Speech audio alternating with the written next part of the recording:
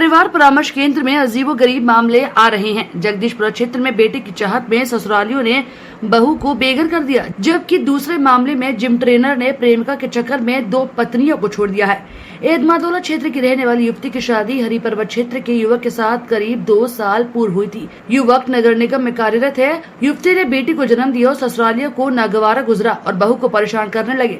मायके में रह रही विवाहिता ने पुलिस से शिकायत की और मामला परिवार परामर्श केंद्र पहुँच गया। न्यू आगरा क्षेत्र के रहने वाले जिम ट्रेनर का विवाह सदर क्षेत्र में युवती से करीब 1 साल पहले हुआ था। ट्रेनर के जिम में आने वाली एक युवती से आंख लड़ गई और काउंसलर का कहना है कि प्रेमिका के प्यार में पागल जिम ट्रेनर ने एक कर 2 पत्नी को छोड़ दिया।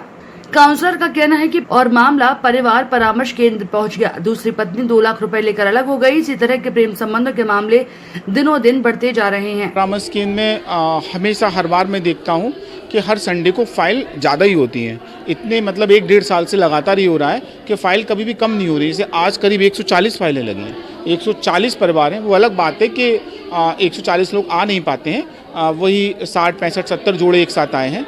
और हर बार परिवार परामर्श केंद्र में अलग तरीके के केस होते हैं। कुछ केस तो हर बार कॉमन है, जैसे कि एक्स्ट्रा मैरिटल अफेयर का तो कॉमन है, जैसे कि पति दारू पीता है, ये भी बहुत कॉमन है। साथ मारपीट करती है, ये भी बहुत कॉमन है। लेकिन कुछ केस इस तरीके के हैं जो अनकॉमन है। जैसे कि आज एक केस आया, वो नगर निगम कर्मी था।